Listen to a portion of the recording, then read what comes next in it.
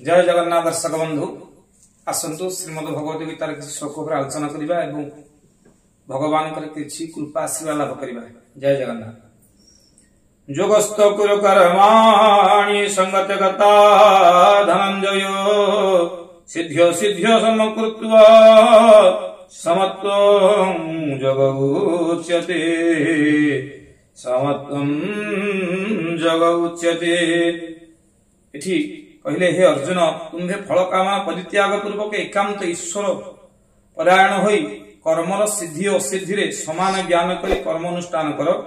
कर्मर सिद्धि और असिद्धि रे समान ज्ञान को जोग कहा जाए। भगवान श्री जय श्री कृष्ण। भगवान श्री कृष्ण कहते सखा तुम्हें सिद्धि असिद्धि के त्याग कर दे कर्म कर कौन हम कौन न हम से कथा को चिंता कर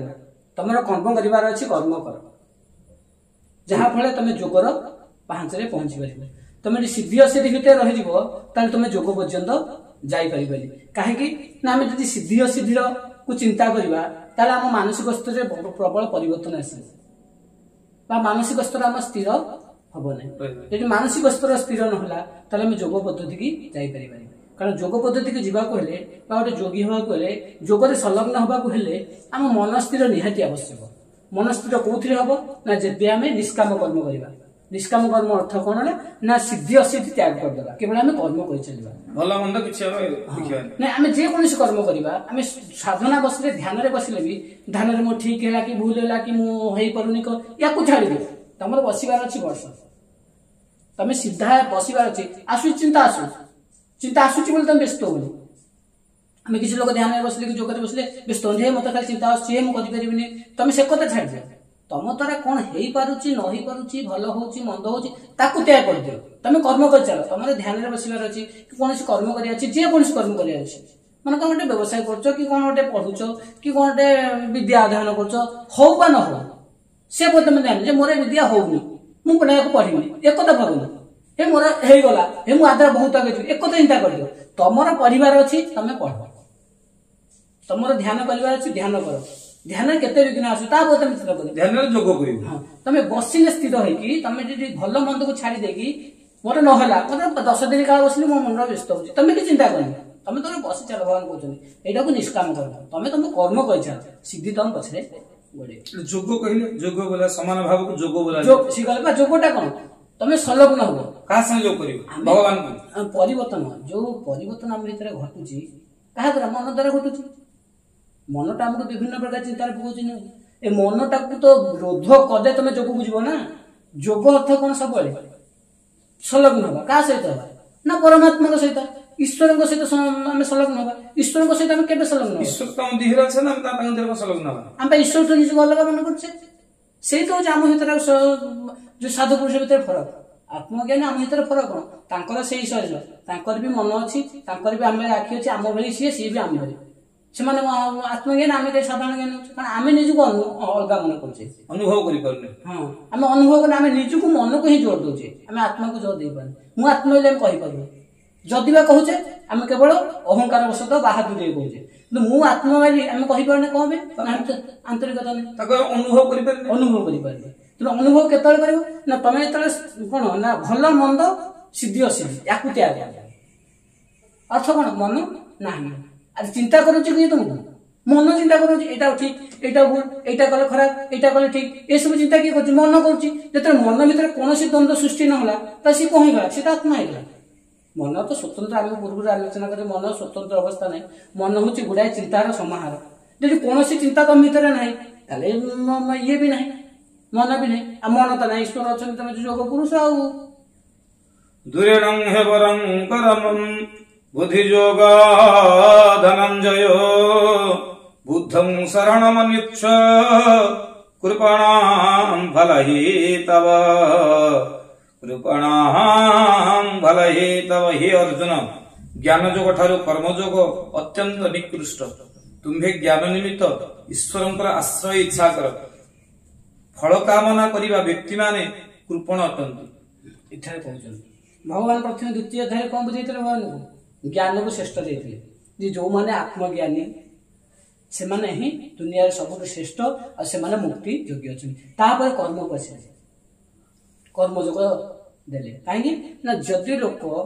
निष्काम कर्म जेपर्यंत न करिछि ता भीतर ज्ञान सृष्टि होबनी कारण से कर्म आबोध भीतर अछि कारण जेतेबेले अर्जुन को बुझेइले आत्मज्ञान ऊपर बुझेइले नैनं छिन्दन्ति शास्त्राणि नैनं गहन्ति पावक न च नंकर्दति ताप न शोषयति महतो आत्मा को कहीं मारी पारंतिनि ना से जल बुड़े ना निआरे जले से कौन सी नष्ट हुए ना कारण आत्मज्ञान से भगवान अर्जुन को देले कि से बुझी पारे जेहेतु से कर्म आबद्ध तेणु दुनिया प्रत्येक व्यक्ति आम दुनिया सांसारिक लोक जिते अच्छु सब कर्म भितर अच्छे तेणु आम कर्म बाहर हेले आत्मज्ञान पाइबा हेले जमी बारंबार आम भर प्रश्न होमें केमी आत्मा को जानू आम मन भर केमी परिवर्तन हम कहीं आम भर आम किसी आशा न रखी केमी कर्म करूँ बारंबार आम भर जिते थर गीता पढ़ी आम भर प्रश्न ही सब तैयारी कहीं आम कर्म शिक्त लोक सकामी लोक आम निष्काम कर्म के पर्यंत ग्रहण करें तेना आमको जिते बुझेले सागे सागे पुणी से आसो कौन ना आम केमी ए कम करूँ कहीं ना आम कर्म भितर अर्जुन तेणु कर्म भितर अच्छी अर्जुन भितर से जिन सृष्टि कर्मयोग कर्मयोग बताऊँ तू निष्काम कर्म करे निष्काम कर्म अर्थ कर्म कर किसी आशा नहीं निष्फला कर्म जो कर फल आशा नहीं अଯଥା कर्म तेणु जेपर्यंत अଯଥା कर्म आम अଯଥା कर्म से साधारण बुद्धि आम अଯଥା कर्म माने किसी काम ना खाली गोटे जिन बाड़िया मारे जो जिन कम से जहाँफल कौन तुम मन में किसी प्रवृत्ति सृष्टि है मन प्रवृत्ति नष्ट सृष्टि ना तुम आस्ते आस्ते आस्ते कौन हम मन आस्ते आस्ते आस्ते आस्ते कौन हम आत्मा सहित संलग्न हम मन जो वस्तु गुड़िक चिंता गुड़िक थी सब निष्क्रिय हम तो निष्काम द्वारा मन में कर्मर आशा आस्ते आस्ते निष्क्रिय हम से निष्क्रिय हेल्ले आम निष्क्रिय कर्म कह निष्काम कर्म कह मनरे जो कर्म गुड़िक अच्छी उज्जीवित अच्छी से निष्क्रिय हो कला आशा सब निष्क्रिय हो निष्काम कर्म कर किंतु कर्मयोगटा बढ़ ज्ञान योगटा बढ़ तेणु ज्ञान योग को आसवा कर्मटा हूँ ये तेणु कर्म ज्ञान योग हूँ सब श्रेष्ठ अर्जुन तुम्हें ज्ञान योग ग्रहण कर कारण जो मैंने ज्ञान योग ग्रहण न करनी से कृपण कृपण कौ माने जो मैंने किसी दिखती माने कौन जहाँ भी जीवन जाक जी रोजगार करते खटी था से तक आवश्यक समय से खर्च करते माने आम गोटे जिन रोजगार कर कौन पे आम गोटे असुविधा मतलब खुशी बेस कर रोजगार आम कौन करवा कि आम कौन कहे आहरी आसक्त हो जाए आसक्त थिले भविष्य में खर्च करने कि रोजगार कलापर आम आसक्त रोचे जे सरीजीव काले तेना आम तो खर्च करने तेणु सकाम कर कर्म व्यक्ति सब था कौन ना आम जिते कौन से ईश्वर को कार्य करे ईश्वर को कृपा दृष्टि आम पड़े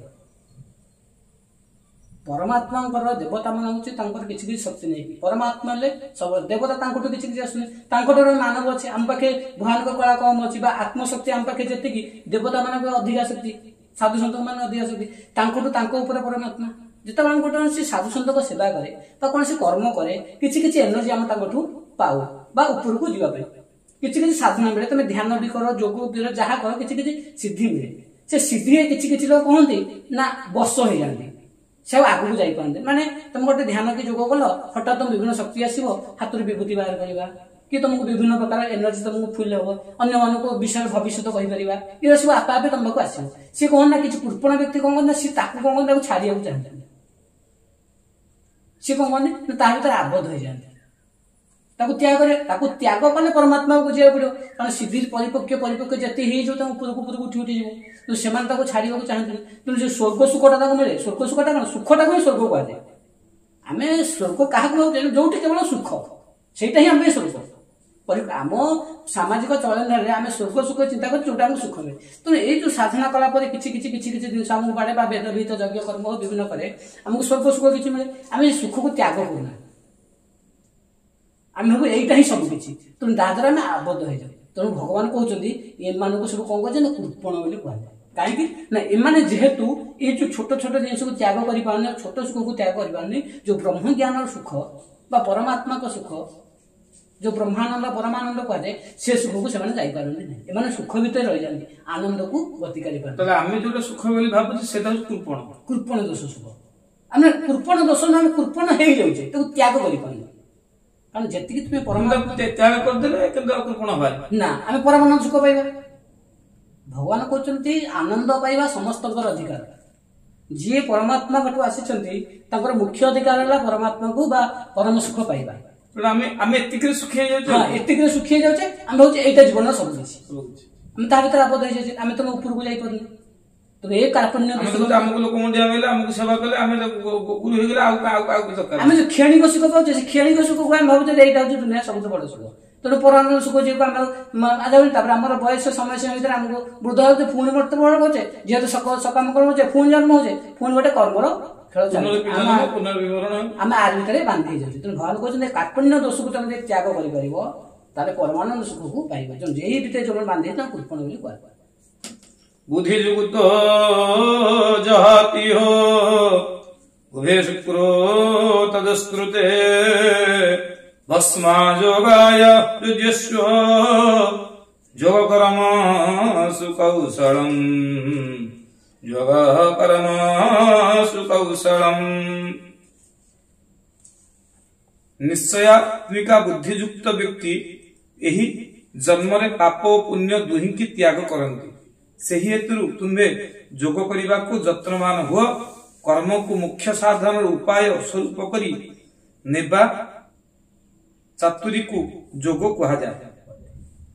ବିଭିନ୍ନ ଭଗବାନ ଏଠି ଅର୍ଜୁନକୁ ବାରମ୍ବାର ବୁଝାଉଛନ୍ତି ଯେ ଯୋଗକୁ ଯେ ଆମେ ଯୋଗ କହୁଛେ ବା ଈଶ୍ୱରଙ୍କ ସହିତ ଯୋଗ ହେବାର ବିଭିନ୍ନ କୌଶଳ ଅଛି। ବିଭିନ୍ନ କୌଶଳ ବାରମ୍ବାର ଭଗବାନ ଏଠି ଯୋଗର ଶବ୍ଦକୁ ବ୍ୟବହାର କରୁଛନ୍ତି। କଣ ସେସବୁ କୌଶଳ? ସେଗୁଡିକ କୌଶଳ ନା ନିଷ୍କ୍ରିୟାତ୍ମକ ବୁଦ୍ଧି। ଭଗବାନ କହିଲେ ଯେ କର୍ମ ଯୋଗ ହଉଛି ଜ୍ଞାନ ଯୋଗଠୁ ଏତେ ଉର୍ଦ୍ଧ୍ୱ ନୁହେଁ। ଜ୍ଞାନ ଯୋଗ ହଉଛି ସବୁଠାରୁ ଶ୍ରେଷ୍ଠ। ଜ୍ଞାନ ଯୋଗକୁ ପହଞ୍ଚିବା ପାଇଁ ଆମକୁ କର୍ମ ଯୋଗ ଦେଇକି ଯିବାକୁ ପଡିବ। କର୍ମ କରିବା କିନ୍ତୁ ନିଷ୍କାମ କର୍ମ ଯୋଗ ଦେଇ ମାନେ କର୍ମ ଯୋଗର ଶୈଳୀରେ ଆମେ ଯଦି କର୍ମଟାକୁ ନିଷ୍କ୍ରିୟ କର୍ମ କରିପାରିଲେ ଆମ ମନ ସିଦ୍ଧି ହବ, ମନ ପବିତ୍ର ହବ। କର୍ମ ଦ୍ୱାରା ସମସ୍ତ ଜିନିଷ ପବିତ୍ର ହୁଅନ୍ତି। କର୍ମ ନ କଲେ କୌଣସି ଜିନିଷ ପବିତ୍ର ହଉନି। ଆମର ଯେକୌଣସି ଜିନିଷ ହଉ ଆମେ ଘରଟା କରିଦେଲେ ତାକୁ ଟିକେ ସଫାସୁତୁରା ନ କରିବା ତା ଶୁଦ୍ଧତା ଆସିବ କି? କୁହଟେ କରିଦେଲେ କୁହରୁ ପାଣି କେହି କାଢିବେନି ସେ କୁହରେ ଶୁଦ୍ଧତା ଆସିବ କି? ନଷ୍ଟ ହେଇଯିବ। ଦୁନିଆରେ ଯେତେ ଗୁଡ଼ିଏ ଶୁଦ୍ଧତା ପାଇବାକୁ ହେଲେ କର୍ମର ଆବଶ୍ୟକ। ମନ କହିବ ମୁଁ ଖାଲିଟାରେ ବସି ରହିବି, ମନର ଶୁଦ୍ଧତା ଆସିବ କି? ମନ ଅପବିତ୍ର। ମନ କେତେବେଳେ ଅପବିତ୍ର ହୁଏ? ଆମେ ସମସ୍ତେ କହୁଛେ ମନଟା ଖରାପ, ମନଟା ଖରାପ ହେଇ କେତେବେଳେ ଆସେ ନା ଯେତେବେଳେ କର୍ମକୁ ବନ୍ଦ କରିଦିଏ। ଗୋଟେ ଲୋକ ଦିନ ଯାକ ବସିଲେ କଣ ଚିନ୍ତା କରିବ? କାହା ବିଷୟରେ ଭଲ ସେ ମୋର ଶତ୍ରୁ, ସେ ମତେ କଥା କହୁଛି। ଲୋକଟା କାମ କରୁଛି ତା ନଜରଟା କାହା ଉପରେ ହେଲା? କର୍ମ ଉପରେ ହେଲା। ତେଣୁ ମନଟା କଣ ଚିନ୍ତା କଲା? କର୍ମରେ ହେଲା। ତେଣୁ ଆମେ ଯୋଉ ବଞ୍ଚୁଛେ 100 ବର୍ଷ ବଞ୍ଚୁଛେ ଆମେ ଗୋଟେ ସମୟ ସୀମା ଦିଆଯାଇଛି। ଆମେ ସକାଳେ ଉଠିଲେ 6ଟାରୁ ଆମେ ରାତି 9ଟା ପର୍ଯ୍ୟନ୍ତ ଖଟୁଛେ। ତେଣୁ ଆମେ ଯଦି ସେ 6ଟାରୁ 9ଟା ପର୍ଯ୍ୟନ୍ତ କାମ ନ କରିବା ତାହେଲେ ଅନ୍ୟ କଥା ଚିନ୍ତା କରିବା। ତାହେଲେ ଗୋଟେ ଲୋକ ଯଦି ସେ ଭଗବାନ କିଛି ଜାଣିନି, ଭଗବାନ ବୋଲି କିଛି ଜାଣିନି, ସେ ଖାଲି କର୍ମ କିନ୍ତୁ କର୍ମୀ ଲୋକ ଜଣେ, ତାହେଲେ ଭଗବାନଙ୍କ ସ୍ଥିତି ହେଇପାରିବ? ହଁ, ନିଶ୍ଚିତ ଭାବରେ। ଭଗବାନଙ୍କ ବିଷୟରେ ଜାଣିବ କେମିତି? ଭଗବାନ ଆମ ଠାରୁ ଅଲଗା ନୁହେଁ। ଭଗବାନ ତ କୃପା କରିବେ ନିଶ୍ଚିତ ଭାବେ। ଭଗବାନ ତମେ ଦେଖ ଆମର ଗୁଡାଏ ସନ୍ଥଙ୍କର ପୁରାଣ ଅଛି ବା ଗୁଡାଏ ଅଛି ଯେ କିଛି ଲୋକ ମାନେ ଗୁରୁ ସାରା ଜୀବନ ଯାକ ପୂଜା କରୁଥିବେ କିନ୍ତୁ ଈଶ୍ୱରକୁ ପାଉନଥିବେ। ତାଙ୍କ ପାଖେ ଶିଷ୍ୟ କେବଳ ସେ ରହିଥିବ କିନ୍ତୁ ଭଗବାନ କହିଦେବେ ଆରେ ମୁଁ ଯାଉଛି ଇଆଡେ, ତୁ ଆକୁ ଭଗବାନଙ୍କୁ ଭୋଗ ଲଗେଇଦେବୁ। ଆଉ ସେ ଭୋଗ ଲଗେଇକି ମୁହଁ ବୁଲେଇକି ବସେ ପ୍ରଭୁ ତମେ ଖାଇଲେ ମୁଁ ଉଠିବି, କିନ୍ତୁ ଭଗବାନ ଖାଇଦିଅନ୍ତି। ଆମର ବିଭିନ୍ନ ଗଳ୍ପ ଅଛି ବା ଆମର ଦାଢ ଭକ୍ତିରେ ବିଭିନ୍ନ ପ୍ରକାର ଗପ ଅଛି। ଏହାର କହିବାର ଉଦ୍ଦେଶ୍ୟ କଣ? ଏହାର କହିବା ଜାଣିବାରେ ଆମକୁ ଯେ ଜିନିଷ ଗୁଡ଼ିକ ଦିଆଯାଇଛି ଗପ, ଏହା ଦ୍ୱାରା ତମ ସରଳତା। ଭଗବାନ ସରଳତାକୁ ବହୁତ ଭଲ ପାଆନ୍ତି, କାରଣ ସରଳ ମନରେ ଦ୍ୱନ୍ଦ୍ୱ ନଥାଏ। ସବୁ ଜିନିଷରେ ମନ ହଉଛି ପବିତ୍ରତା। ମନ ପବିତ୍ର ବା ମନ ଶୁଦ୍ଧ ନିଷ୍କ୍ରିୟ ନହେଲା ପର୍ଯ୍ୟନ୍ତ ତମେ ମୁକ୍ତି ପାଇପାରିବନି। କାରଣ ଦୁନିଆକୁ ଯାହା ବି ଘଟୁଛି ଆମ ମନ ଦ୍ୱାରା ଘଟୁଛି। ମନ ଦ୍ୱାରା ହିଁ ଦୁନିଆ, ମନ ନାହିଁ ଯେ ଦୁନିଆ ନାହିଁ। ତେଣୁ ସରଳ ମନ ଅର୍ଥ କଣ? ତା ଭିତରେ କିଛି ଚିନ୍ତାଧାରା ନାହିଁ। ସେ ଈଶ୍ୱରକୁ ହେଲା ଈଶ୍ୱର, ସେତିକି ବୁଝିଲା। ସାଧାରଣ ଭାବରେ ଆମେ ବୁଝିବା, ତେଣୁ ଗୋଟେ ଓଲା ଲୋକଟି କିଛି ଜାଣିପାରୁନି ତାହେଲେ ତ ସିଏ ଜଣେ ଜ୍ଞାନୀ ବୋଲି ତାକୁ ଆମେ ବୋଲେଇବା। ନିଶ୍ଚିତ ଭାବରେ ଭଗବାନଙ୍କ ପାଖେ ସେ ପ୍ରିୟ ରହିବ। ଜ୍ଞାନୀ ବୋଲି ଯଦି ଆମେ ଯାହାକୁ ଓଲା ବୋଲି କହୁଛୁ, ଆମେ କହୁଛୁ ଏ ଲୋକଟି ଓଲା ଲୋକଟି, କିଛି ଜାଣିପାରୁନି, କିଛି କରିପାରୁନି, କିନ୍ତୁ ତା ଆମେ ଦେଖୁଛେ ମନ ଭିତରେ ପରିଷ୍କାର ଅଛି। ନିଶ୍ଚିତ ଭାବରେ ଆମେ ସିନା କହୁଛେ ଈଶ୍ୱରଙ୍କ ଦୃଷ୍ଟିରେ କଣ ଯିଏ ସରଳ ବ୍ୟକ୍ତି। ଆମେ ଦେଖୁଛେ ଟିକି ପିଲାଙ୍କୁ ଈଶ୍ୱର ବୋଲି ମୁଣ୍ଡିଆ ମାରୁନି, ଯାହାର ଗୋଡ ବୋଲି ସେ ଈଶ୍ୱର। ସିଏ କଣ ପାଇଁ ଈଶ୍ୱର ହେଲା? ସେଇ ପିଲାଟି ଯେତେବେଳେ ଛୋଟ ଥିଲା ସେ ଈଶ୍ୱର ହେଇକି ଥିଲା, ଯେତେବେଳେ ବଡ ହେଇଗଲା ସେ ମଣିଷ ହେଇଗଲା। ଆଉ ଛୋଟିଆ ପିଲାଟି ଈଶ୍ୱର ଥିଲା, ଯେତେବେଳେ କିଛି ଜାଣିପାରୁନଥିଲା, ଖେଳୁଥିଲା ବୁଲୁଥିଲା, ସେତେବେଳେ କହୁଥିଲେ ତାକୁ ଈଶ୍ୱର ବୋଲି କହୁଥିଲା। ଯେତେବେଳେ ବଡ ହେଇଗଲା ତାକୁ ମଣିଷ କୁହାଗଲା। ତା ଭିତରେ ପାପ ପୁଣ୍ୟ ବିଭିନ୍ନ ଯେପର୍ଯ୍ୟନ୍ତ ତମର ତା ଭିତରେ କଣ ଗୋଟେ ଛୋଟ ଶିଶୁ ଭିତରେ ପାପ ପୁଣ୍ୟର କିଛି ମାନସିକତା ଅଛି, ତାକୁ ଈଶ୍ୱର ବୋଲି ଆମେ କହୁଛୁ। ଛୋଟ ପିଲାକୁ ଏ ଛୋଟ ପିଲାଟିଏ ତାକୁ ଗୋଡ ବାଜି ତାକୁ ମୁଣ୍ଡିଆ ମାର, ସିଏ କଣ ମୁଣ୍ଡିଆ ମାରିବ ହେଲେ से ईश्वर तुल्य लोक आम ईश्वर बोलता कहीं कहे ना ता भर भल मंद भूल ठीक कौन विचार करता नहीं से केवल कर्म चलता प्रकृति तुम निष्काम कर्म को बुझिला टिकी पिला देख तुम निष्काम कर्म ठीक से बुझीपार खेलती चित्त को थोड़ी जो कम कर फोपाड़ पड़े से चिंता करें गढ़ी दूसरी भांगी दूसरी तार से पड़े ता मानसिक स्तर भर किसी ना भल मंद भूल ठीक ये जेपर्यंत मानसिक स्तर में कहली कर्म कले मन शुद्ध हुए आम कह मन को पवित्र केमी कर निष्काम कर्म द्वारा आम कौन कर्म न करवा तार मन अशुद्ध होमती परिवेश कौन कर्म न कले परिवेश अशुद्धि हो तुम गोटे सुंदर सुना हारटे बेकार पकड़ सफा न कर कौन जी आस्ते आस्ते आस्ते आस्ते जदि से कलम न लगे मଳି बसि तो बारंबार आप व्यवहार करवा कौन सफा तेणु जेकोसी जिन मन को पवित्र करने कौन आमर कर्म निहाती आवश्यक मन शुद्ध हेले आम आत्मज्ञान उपयुक्त योग्य होगा तेणु मन को शुद्ध करने तुम निष्काम कर्म तक पड़े तेणु यहाँ हूँ आम निहाती आवश्यक जेकोसी दुनिया जिते गुड़िया कर्म करवा आम मन को शुद्ध करने कर्म करवा तेणु योग माने मन सहित आत्मार योग परमात्मा सहित लीन हवा परमात्मा सहित लीन हवा अर्थ कौन मन रु सब जाक चिंताधारा को नष्ट करवा मन को विलीन करदे मनकर माने परमात्मा गोटे जो जिन सूर्य और सूर्य को किरण भीतर फरक कौन सूर्य किरण से सूर्य सूर्य किरण भीतर कौन एठी सूर्य किरण टे पड़ी पृथ्वी से आम कह सूर्य अच्छा सूर्य अच्छे सूर्य को सेठी अच्छा सूर्य को अनुपस्थित रही सूर्य जो विलीन हो ये विलीन हो तेणु ये सूर्य ना भी ये सूर्य तेणु मनटा हूँ से भाया मन हुए परमात्मा ये हूँ मन आम जहाँ को देखिपे सूर्य को देखिपे औज्ज्वल्यता देखिपे आम बर्तमान परमात्मा चिंता कर चिंता कर क्या चिंता करें ना परमात्मा चिंता कर चिंता मन चिंता कर मन ना आम चिंता कर क्षमता ना ताले मैं कौन चिंता करते आम जो परमात्मा क्या शुणीचे गीतार पढ़ीचे टीवी हो मोबाइल हो किए मुझे शुणुचे से ग्रहण करचे क्या ग्रहण करचे मैंने कौन आम पूर्व अध्याय चिंता करचे मन हूँ कौन गोटे चिंतार समष्टि समाहार को आम मन कहे पिला बेले कौन मन न थाए मन थाए आम जो बुझेले जो पिला बेले कौन से मन भी थाए मन मन जो मनटा थाए से निष्क्रिय हो थाए से मनटा कौन ना पूर्व जन्मर मन पूर्व जन्मर जो कर्म बंधन जो आम गुड़िया कर्म करे से बंधनटा मन रूप से आसी था किंतु जेहेतु मन को परिप्रकाश हवा को गोटे शरीर आवश्यकता अच्छे मनटा परिप्रकाश हम मन कहते मैंने बहुत चिंता कर ईश्वर विषय गोटे गीत गाइबे केमी गाइबे गाइबा कौन दरकार पार्टी दरकार गोटे भगवान को सुंदर कि कौन गोटे मूर्ति करने को चाहूँ क्या द्वारा कर हाथ द्वारा कर तेणु मन परिप्रकाश हुए क्या द्वारा पंच इंद्रिय द्वारा परिप्रकाश हुए तेणु जिते बड़े पिलाटी छोट थाए जदिओ ता भीतर मन थाए मन ही आमको बारंबार जन्म दूसरा मन कौच खटा खाइबा मन कौच मिठा खाइबा तार भी गोटे मन अच्छी ना भगवान किंतु से एते माने जेहेतु शरीर दुर्बल तेणु मन ताको प्रभावित करें युवक अवस्था मनटा जो भाया स्ट्रंग थाए माने मन आउ शरीर दीटा स्ट्रंग थाए तेणु उभय कार्यटा मन जहाँ चाहे शरीरता करदिए कहीं ना तुम गाड़ी जमी तुम ये सेमती अच्छी चलला गाड़ी दूर दूर चलो ब्रेक हवा नहीं किंतु पिला समय कौन हुए शरीर से स्ट्रंग नु मन जदिओ ता भीतर अच्छी शरीर से स्ट्रंग नु आ जेहेतु सी बहु समय काल कौन माने कौन जाए ना रही जाए शोई जाए शोक उठला तुमको एतेटा माने ये कम करने इच्छा हुए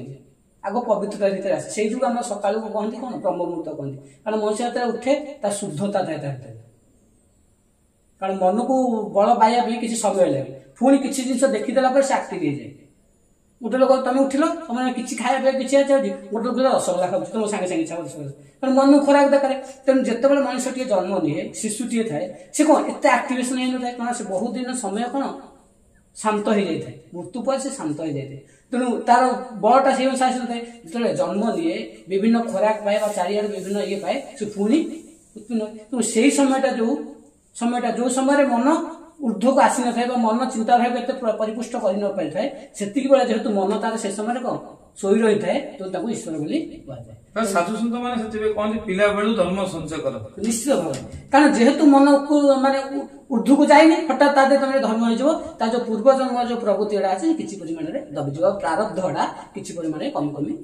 ଯିବ। ତେଣୁ ପ୍ରତ୍ୟେକ ଥରେ ଯୋଗ କହିବାର ଅର୍ଥ କଣ? ଆମେ ଭଗବାନଙ୍କ ସହିତ ଯୋଗ ହବ। ଯୋଗ ହବ ମାନେ କେମିତି ଯୋଗ ହବ ନା ମନକୁ ଆମେ ଶାନ୍ତ କଲେ ଭଗବାନଙ୍କ ସହିତ ଯୋଗ ହବ। ଜୟ ଜଗନ୍ନାଥ। ଶୁଣିଲେ ଆଜି ଶ୍ରୀମଦ ଭଗବତର ଏକ ସୁନ୍ଦର ସୁନ୍ଦର ଶ୍ଲୋକ, କିଭଳି ଭାବେ ମନକୁ ଆମେ ନିଜ ଆୟତ୍ତରେ ରଖିବା, ଭଗବାନ ପାଖରେ ଚରଣାଶ୍ରିତ ହେବା ଏବଂ ସମର୍ପଣ। ଶେଷରେ ଆମେ ବୁଝିବା ଯାହା କରୁଛେ କରେ, କିନ୍ତୁ ଭଗବାନଙ୍କ ପାଖରେ ସେ ସମର୍ପଣ ହେଇଗଲେ ଭଗବାନ ସବୁ ଆମକୁ କ୍ଷମା କରିଦେବେ। ଜୟ ଜଗନ୍ନାଥ। ହରି ଓମ୍।